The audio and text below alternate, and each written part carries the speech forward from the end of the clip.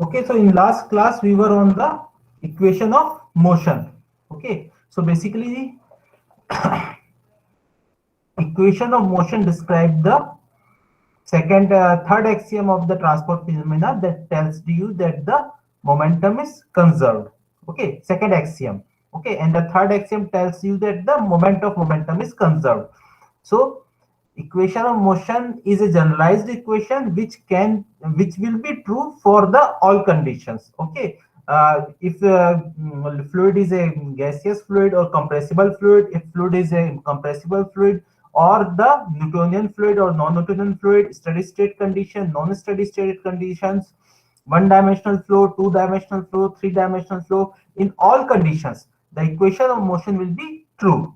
Okay, now a limiting case of the equation of motion is a Navier-Stokes equation. Navier-Stokes equations derived when you substitute the Newton's law of viscosity and take the density constant. Okay, so once you put the density constant and consider the Newton's law of viscosity, basically you are solving the problem for the real liquids. Okay, like water, oil. So because in chemical engineering, even in the mechanical and the civil engineering, we will deals with a lot. We will several times we have to deal with the water only, and several times we have to deal with the simple fluids like oil or the water, and similar to this type of fluids. So there the Newton's law of viscosity is applicable, as well as because these fluids are the liquids, so the you can consider the density is function of temperature only. Without temperature, density is constant. Okay, so at that time also you can use the Navier-Stokes equation in the similar way.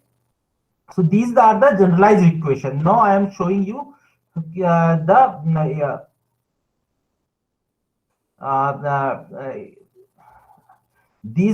am showing you the equation of motion and the Navier-Stokes equation in the different coordinate systems. Okay, what are the expansion of the equation of motion in the different coordinate system? In the last semester transport phenomena, you have already studied the different forms of the equation of continuity.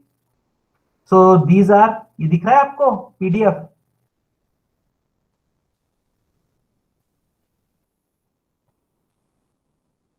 अभी PDF नजर आ रहा है? Yes sir, दिख रही है. हाँ. So basically, equation of continuity, these are the expansion of equation of continuity in the Cartesian coordinate system, in the cylindrical coordinate system, and in the spherical coordinate system. Okay, now equation of motion. So this is the equation of motion, generalized form equation of motion, and these equations represent the expansion of the equation of motion in the Cartesian, cylindrical, and spherical coordinate system. So in the Cartesian coordinate system, you have the x, y, and z coordinates. This is the linear coordinate system. Then you have the two polar coordinate system, cylindrical coordinate system, where you have the r, theta, z coordinates. And in the spherical coordinate system, you have the theta, r, and phi coordinates. Okay, so based on the coordinate system, equation will change. Okay, but you can transport the equation from one coordinate to the other coordinate. You need not to remember these equations. If the question came in the exam, then these equations will be given to you. Okay, you need not required to remember these equations. Okay, so these are the expansion of equation of motion with the these are the equation of 1 minute. These are the expansion of equation of motion in the Cartesian, cylindrical, and spherical coordinate system. In this equation, you can see that here you have the tau xx, tau yx, tau xz. So here you are not considering the Newton's law of viscosity, as well as here density is not constant. In this equation, we have not considered density constant. Density is a variable in these equations. Okay, then you have the Navier-Stokes equation. This is the equation of motion for the Newton's fluid and constant density and viscosity. So basically this is the Navier-Stokes equation. This is the generalized form of the Navier-Stokes equation. Now the Navier-Stokes, and these are the expansion of Navier-Stokes equation in the different coordinate systems. So in the Cartesian coordinate system, you have the x, y, and z coordinates. Then in the cylindrical coordinate system, you have the r, theta, and z coordinates. And then the spherical coordinate system, you have the theta, phi, and r coordinates. Okay. So in this coordinate system, you have the different types of expansion of the equations. Okay, now come to the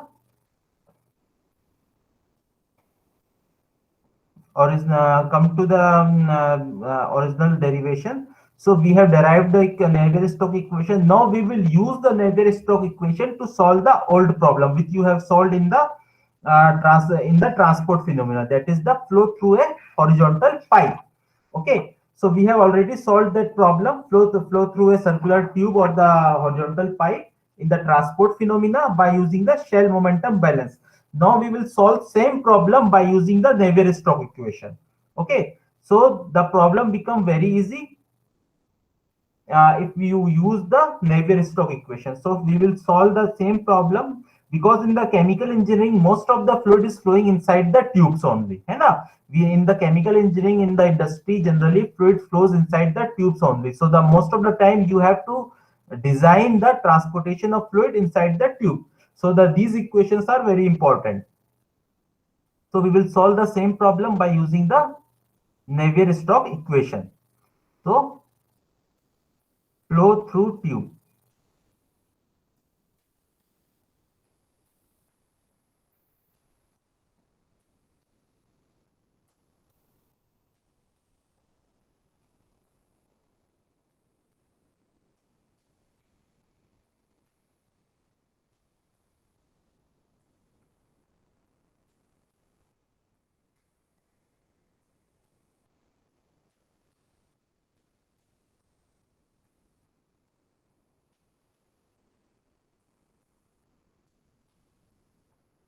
Okay.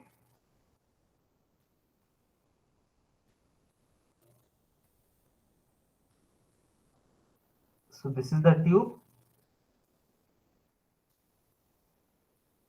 This is the central axis.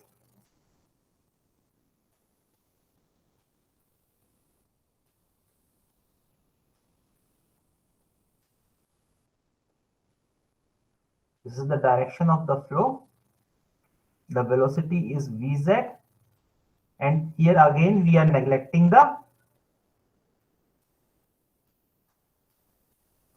this is the coordinate system, this is the z coordinate, this is the r coordinate, circular coordinate system. Okay, so the basic problem is a fluid is flowing inside a Newtonian incompressible fluid is flowing inside a circular tube due to the pressure difference. At one point pressure is P naught and at other point pressure is PL. The length of the pipe is L and you have to calculate the flow rate. Okay, this is the old problem which you have already solved in the transport phenomena. Okay, so we will start with the assumption which you have already done in the transport phenomena. Assumptions. So assumptions are first steady state, laminar flow, है ना, steady state, laminar flow और कौन कौन सा है, laminar flow and third assumption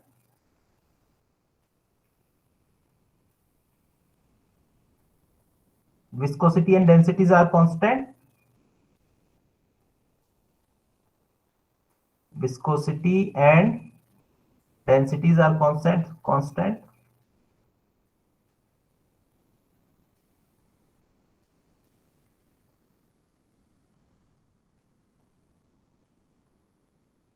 Fourth, Newton's law of viscosity is applicable.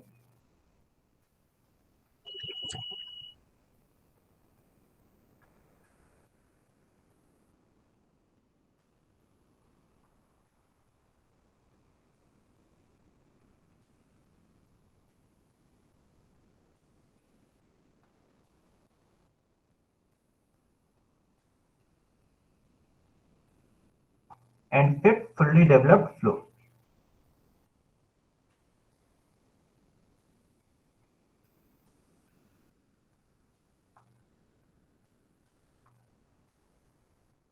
Okay, means we are neglecting the end effects. Then second point is once you derive, once you written the assumption, the second point is velocity profile. Velocity profile. So you have the we have selected the cylindrical coordinate systems. So you may have the Vr, V theta, and Vz, which may depend upon R theta Z, and time. Again, this may again depend upon R theta Z and time. This may again depend upon R theta Z and time. So because steady state is, that's why the time will not there. Vr is not there because in R direction you have a solid boundary. The fluid may not flow in the R direction. So Vr equal to 0. Beta equal to 0 because fluid will not rotate. There is no reason we assume that there is a circular motion inside the tube because pressure drop only occurs in the axial direction. So you have only the Vr, which may depend upon the R theta Z. So in the theta direction, you don't have any solid boundary. So we can assume it will not depend upon theta direction. So it may depend upon R direction and Z direction. Okay. Then the next point is, what is the next point? Zero करते थे फिर control volume. First you have to use the equation of continuity. Okay, equation of continuity. So equation of continuity is, I'm going to the original table. So this is the equation of continuity in the general form. Then you have the equation of continuity in the different coordinate system. Okay, so I'm selecting the equation of continuity.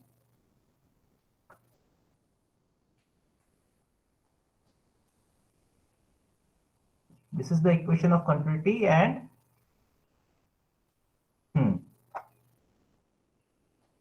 this is the equation of continuity, in the spherical, in the cylindrical coordinate system. So in this equation, you can see rho is not dependent upon time, rho is constant, so this term will be 0. We are not there, velocity in the R direction is 0, so this term will be 0. V theta is 0, so this term will be 0. So you will end up with del by del Z, rho Vz equal to 0. Rho is constant, so it will come out from the derivative. Vz equal to del Vz by del Z equal to 0. Now rho is a physical quantity, it cannot be 0. That means del Vz divided by del Z equal to 0. That means Vz is constant.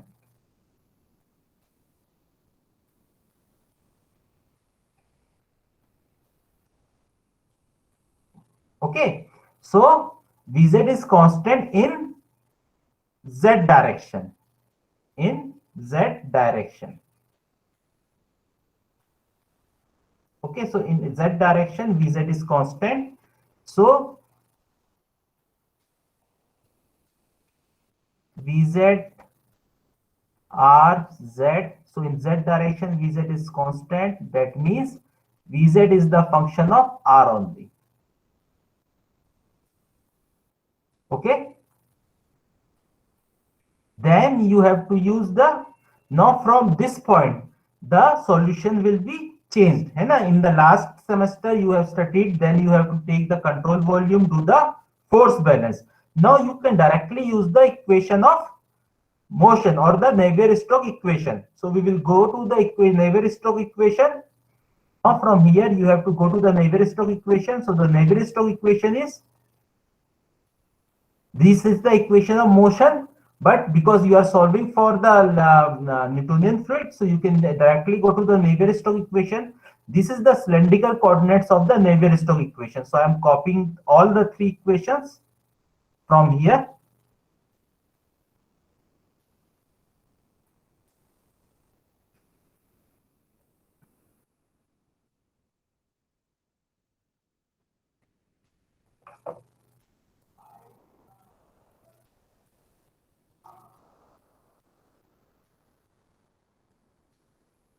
Okay, so these three are the three equation of the Navier-Stokes equation in the cylindrical coordinate. Now you can directly determine the equation by using these coordinates. Here you will get that you have only the Vz component which depend upon R. Okay, from equation of continuity. Now come to this equation. First equation. First take this equation. Now in this equation, VR is 0. And now we have already assumed that VR is 0. So if VR is 0, so this term will be 0. Here again you have the VR. So this term will be 0. Again here you have the VR V theta. So this term will be 0. Again here you have the VR Vz. This term will be 0. Again you have V theta only. This term will be 0. Now dp by dr just remain the leave this term. Here you have the VR.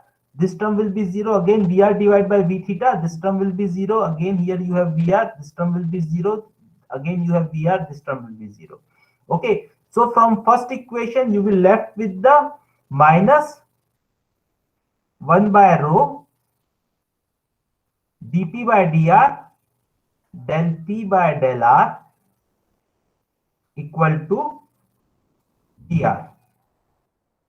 Plus gr equal to 0. This is from the first equation. When you remove all the 0 terms, you will end up this equation.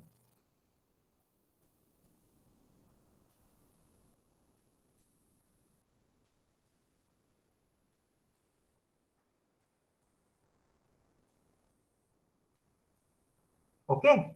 Now the second equation. Now take the second equation. Again V theta is 0. So these all terms where V theta is coming, that will become 0. Now here you have dp by d theta, just leave this term. Again here you have V theta terms, which is 0. And VR is also 0. Okay. So from the second equation, you will get 1 by rho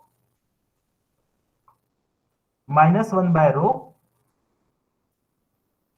r del p by del theta, that should be equal to plus G g theta. theta equal to 0.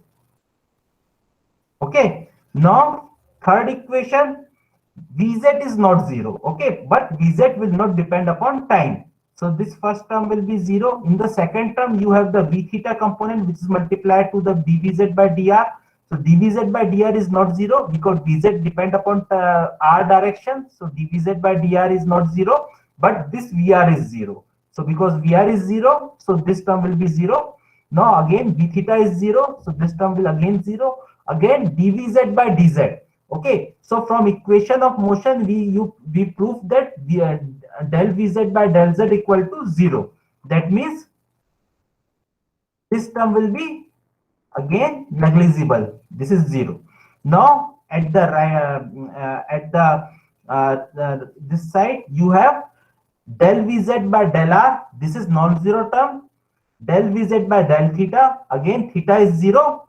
So this term will be 0. Del Vz by del z square. So that is 0 again. Now from this equation you will end up with minus 1 by rho del p by del z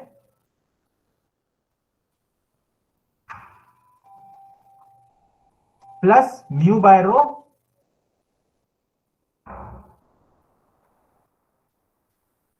one by r del by del r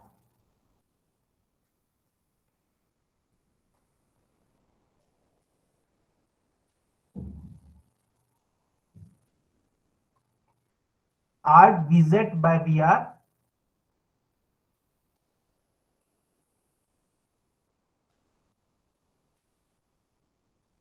plus Zz equal to 0. Now because pipe is horizontal, because in initial case we consider this pipe is a horizontal pipe, that means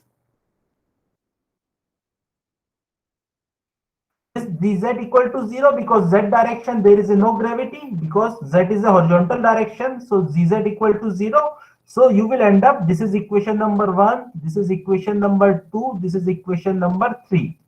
So basically equation number 1 and 2, this represent that how the pressure is changing due to the change in the gravity in r direction, in theta direction. Okay, so when you move in the r direction, suppose you are moving from here to here at this point or this point, So how the pressure will change in between these two local points? The pressure will change due to the change of the weight of fluid, है ना? Because at this point and this point pressure will be same if you move in the axial direction, but because you are moving in the vertical direction, so there is a slight change in the pressure due to the weight of the fluid. So that this is proved here, है ना? Here again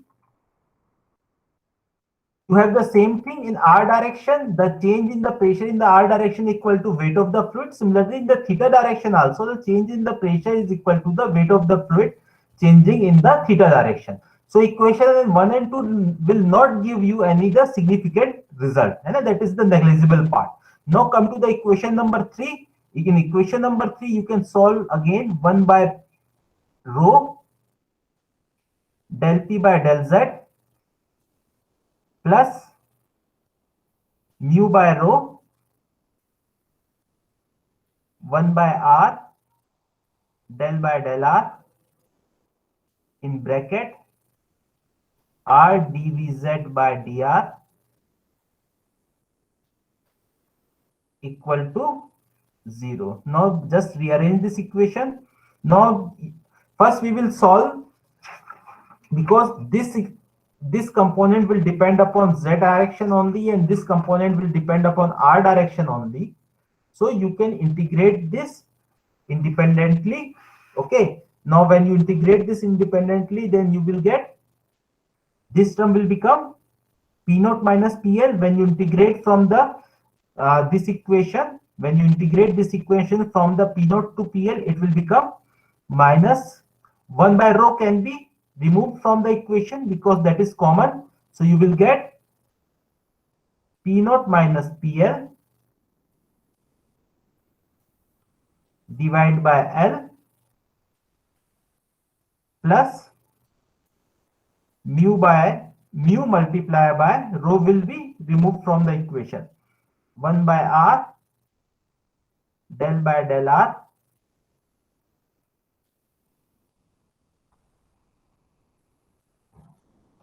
r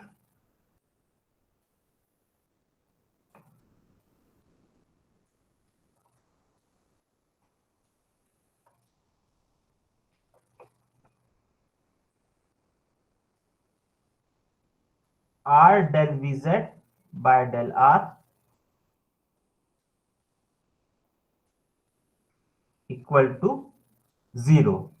Okay, now you can shift the p naught minus pl at the other side of the equation. You will get mu by r del by del r del vz by del r equal to p naught minus pl divided by l. Okay, now just rearrange this equation. You will get del by del r del vz by del r equal to p naught minus pl divided by mu l, or multiply by, this is constant, p naught minus pl is the pressure difference which is constant, mu is the viscosity which is constant, l is the length of the tube that is also constant.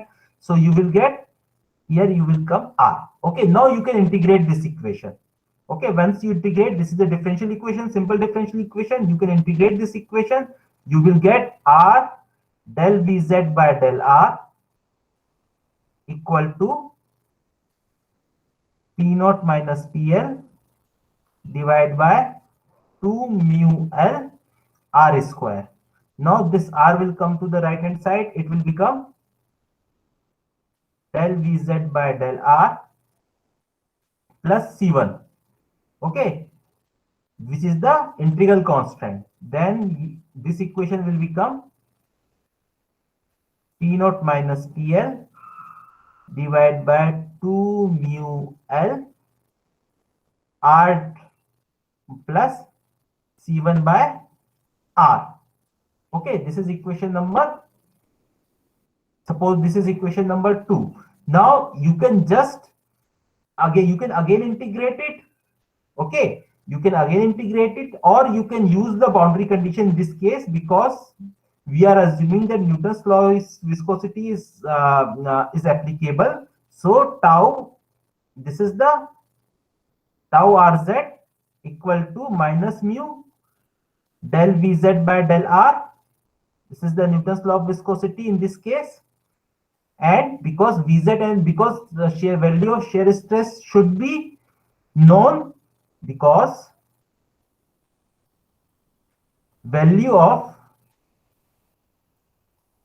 values of shear stress should be known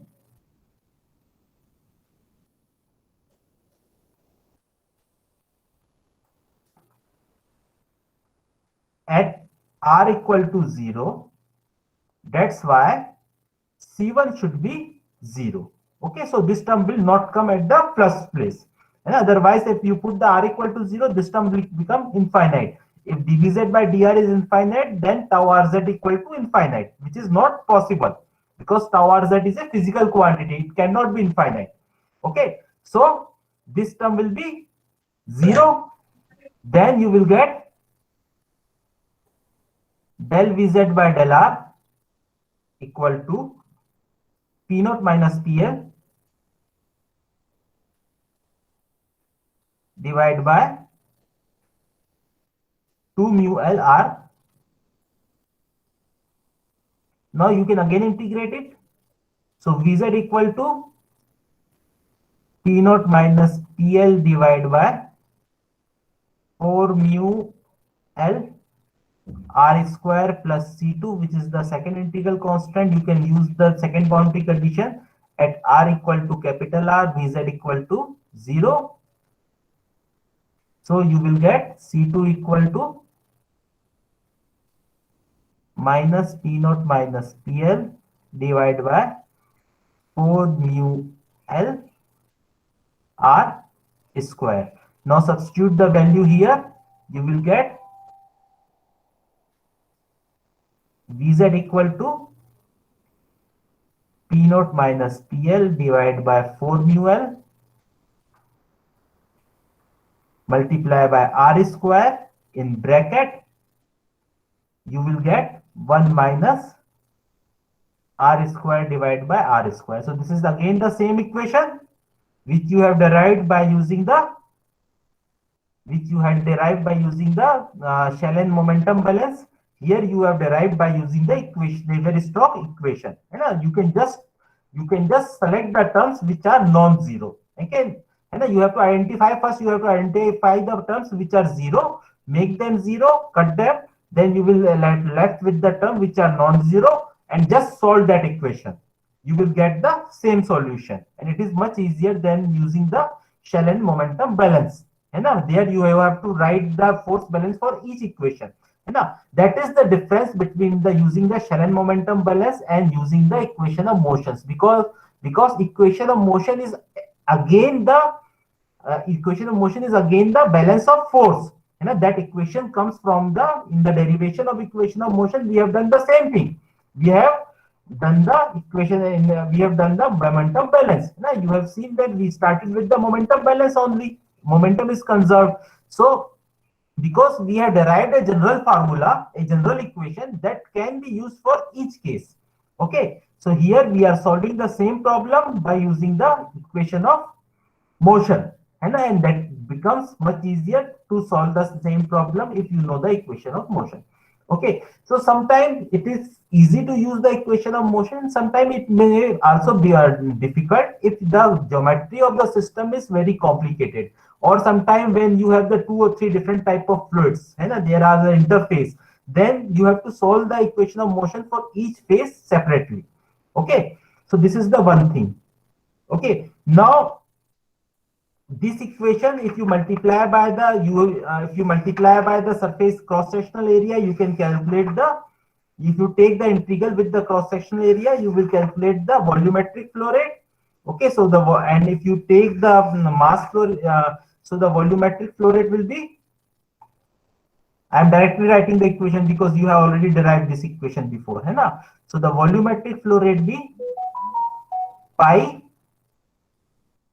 T naught minus PL divided by 8 mu L multiplied by R to the power 4, or Q equal to, in terms of diameter, it will become pi T naught minus PL divided by 128 mu L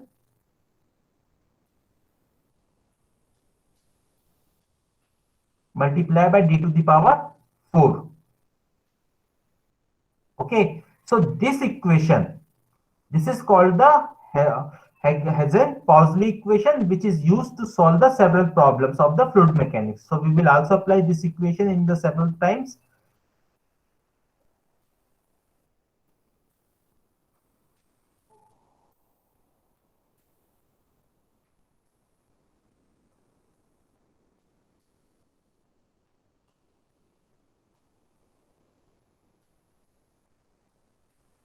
Okay. So this is one example how to solve the how to use the equation of motion to solve the problem, or the Navier-Stokes equation to derive the equation. Now I will give, in the assignment I will give you the problem which you had solved in the transport phenomena, that is the flow of the fluid on a inclined Right. surface. Okay, so you have to solve this problem by using the equation of motion. Okay, that is your assignment. Okay, so I will give the assignment in the Google Classroom, where you have to derive the equations by using the equation of motion, or the Navier-Stokes equation. Okay, now before, sir हाँ बोलो. Sir वो जो अभी ये जो पिछला कराया था फॉर्मूला, वो डेरिवेशन था या जो पहला वाला क्वेश्चन था उसका सॉल्यूशन? कौन सा फॉर्मूला? ये जो अभी जो कराया नेवियर स्टोक का जो पहला क्वेश्चन, ये वाला हाँ, इसका क्वेश्चन का सॉल्यूशन है या फिर ये नेवियर स्टोक का डेरिवेशन था वो? नहीं, Navier-Stokes equation is this. This is the Navier-Stokes equation. है अच्छा. ना, which we had studied in the last class. Okay, this is the same problem which you have solved in the previous semester, है ना, flow through circular tube, है ना. If you know the pressure drop across the tube, you have to calculate the volumetric flow rate.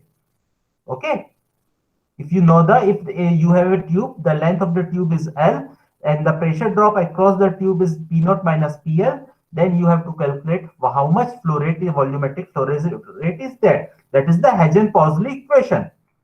Okay, so this is the Hagen-Pauli equation. Okay, that tells you the volumetric flow rate inside a tube. Okay, so this is one of the problem of the transport phenomena or the fluid mechanics. Now in the assignment, you have to submit the flow through a falling film. And now, if the fluid is flowing on a freely flowing on a inclined surface, then you have to calculate the flow rate of the fluid. Okay, that is your assignment. Okay, now again, before going to the next topic, first we will again discuss about the equation of motion, and what equation of motion tells you about the behavior of flow. Okay, because equation of motion is a universal equation which tells you several things about the flow.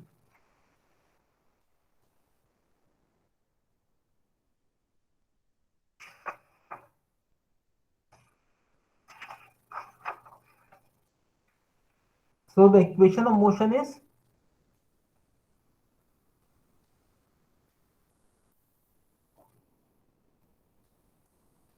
that is equal to rho multiplied by, in bracket, del V divided by del T plus V dot del V equivalent to minus del dot tau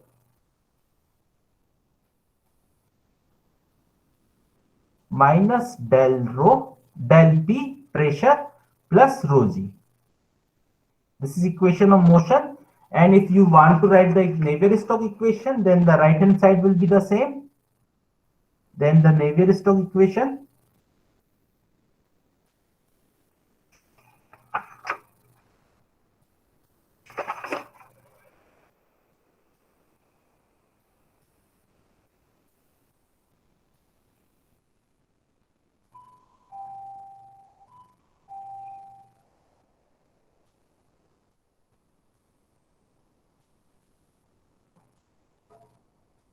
Okay, so in Navier-Stokes equation, right hand side is same.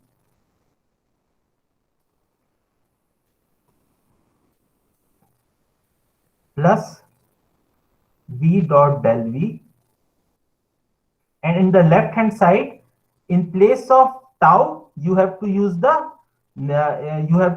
basic Newton's law of viscosity. When you substitute the Newton's law of viscosity, it will become plus mu del square V.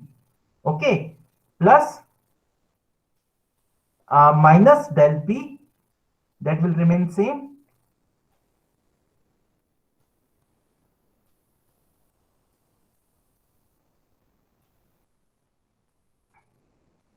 Plus rho G. Okay, so these two are the equations which governs the all flows. Okay, the all flows, all type of movement in the fluid happens in the gases, in the liquids, happen in the universe, that will govern by these two equations. Okay, these are universal equations which are true for the all coordinate system, all types of fluids, any type of fluid, even the fluid flowing, the plasma flowing in the stars, even the fluid flowing, surrounded on the gases surrounded in the empty universe, in the vacuum, or even in the simple flows in the earth, that all flows will govern by these equations only. Okay, these are the universal equations. Now in this equation, if you mathematically analyze these equations, and that will tell you a lot about how the flows happened in the universe. Okay, so first thing, these are the second order differential equation. Here you have the del square. Del square means del square by del x square. Okay, so this is the second order equation, second order velocity derivative. Okay, and this side, this is the conventional side. Here you have the velocity which is multiplied by the single first order derivative of the velocity. Okay, so the velocity is at the left hand side you have the, at the right hand side you have the second order derivative of velocity, and in the left hand side you have the velocity which is multiplied by the derivative of the velocity. Okay, so these two terms, this is the two terms which are highly unstable. Okay, so due to this derivative term, second order derivative term, and this is the velocity multiplied by the first order derivative of the velocity, these terms makes the equation of motion highly sensitive. Okay, so highly unstable also. Okay, so what will happen when you, that I have told you before when I taught you the turbulence, and in the during the introduction of the fluid mechanics, at that time I taught you in the turbulence, and there is a bird, there is a simple concept in the turbulence, that the turbulence is highly unpredictable, and you cannot predict the turbulence very accurately, and it is very difficult to predict the actual results in the turbulence. And you can average out the thing, you can predict something up to the 80% accuracy or up to the 90% accuracy, but you cannot predict the turbulence with the 100% of accuracy.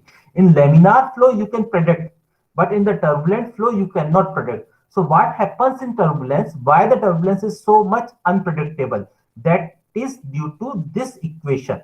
These are the equation which governs the flow, and if you slightly change the value of velocity, then you will find that the end result will be totally changed due to this second order derivatives. Generally second order derivatives does not come in the natural equation. If you study the Ohm's law, if you study the heat transfer, if you study the mass transfer, second order derivatives generally does not come.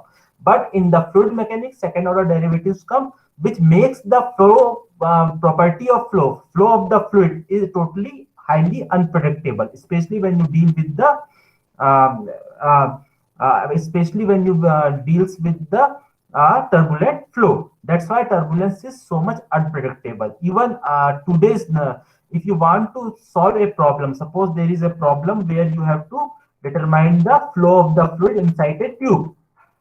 Suppose this is a tube, you want to calculate how the fluid is flowing inside the tube, and that is again highly turbulent. And the flow inside the tube is highly turbulent, and you want to calculate at a given time. Suppose at time t equal to t1, what is the flow rate at this position? So if you want to solve the, you can determine that value by using the equation of motion. But for solving such a problem, and at a given point, what is the flow rate at a given time? For that, you need the supercomputer, and the simulation will take like 3 months or 4 months to solve a single problem. For the laminar flow, you can solve here. Here we have solved within 5 minutes. And within 5 minutes, we derive the Hazelden-Pauli equation, which will tells you what is the flow rate.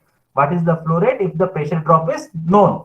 Okay. But for the turbulent flow, if you want to calculate determine the value of the velocity at a given point at a given time, so you need the supercomputer, and that will take some month to solve the problem. So the equation of motion is so much unpredictable, so much complicated due to this second derivative only. This second derivative makes the equation of motion very much unstable mathematically. If you see the equation mathematically, okay, if you slightly change the values of the velocities, if you change, because these are the vector quantities, so you have to do the vector operation. If you slightly change the direction of the magnitude in a given direction, then your result will change drastically. Okay, that's why these equations are so much unpredictable in comparison to the other physics, other branches of the physics like electrical engineering or the magnetism. So everywhere the things are more predictable than the fluid mechanics. Okay, so this is the basics of the equation of motion, why the equation of motions are so much important. Okay, I think this is enough for today's class. In the next class, we will start with the friction forces in the flow. Okay, because that is the new topic and that will take around 1 hour. So that we will study in the next class. ठीक है? Okay sir. Sir ये वाला unit 3 का first part कराया था naval stock का। This is naval stock, और देखना होगा तुम्हारे में कौन सी सर ये यूनिट 3 का है, यूनिट 3 में है ये सिलेबस असल में। में हाँ, क्योंकि वो सिलेबस जो बनाया जाता है ना उसमें वो डिवाइड हो जाते हैं, तो basically might be present in the unit 3, है ना? So Navier Stokes equation, then we will we will study the friction forces, then we will calculate solve the problem to calculate the power required in the pumps, and if you want to transport the fluid from one point to the other point, how to calculate the power requirement in the pump. Okay, that will be the next part. ठीक है, तो next class में मिलते हैं। Sir एक और बात। हाँ बोलो सर, ये टेस्ट कब हो गया ऐसे? नेक्स्ट वीक लेंगे। ठीक है सर, तो किसी सैटरडे को रख लेंगे। नहीं, सैटरडे नहीं, क्लास में रखेंगे। ठीक है सैटरडे क्यों सर, रख रहे हो? अभी तो बहुत टाइम बचा है तुम्हारा, 2 महीने बचे हैं, है ना? हाँ ठीक है सर। ठीक है, चलो। Sir bye sir. ओके, चलो बाय।